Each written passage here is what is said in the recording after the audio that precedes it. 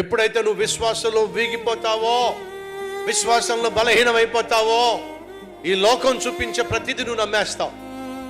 విశ్వాసంలో బలహీనమైనప్పుడు నీ స్నేహితులు చెప్పే ప్రతిదీ నువ్వు నమ్మేస్తావు.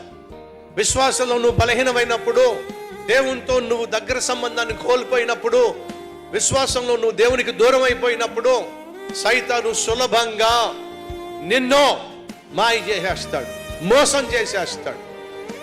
నువ్వు విశ్వాసంలో దృఢంగా ఉన్నట్లయితే 10 మంది నీ భర్త గురించి వ్యతిరేకంగా చెప్పినా సరే నువ్వు ధైర్యంగా నిలబడతావు. కారణం ఏమిటంటే, నేను నా భర్త చుట్టూ ప్రార్థన కంచె వేస్తున్నా, ఆ ప్రార్థన కంచె దాటి సైతాను వచ్చి నా భర్తను ముట్టే ప్రసక్తి లేదు చెప్పగలిగిన విశ్వాసం అయితే నీ భర్తను కాపాడుకుంటా.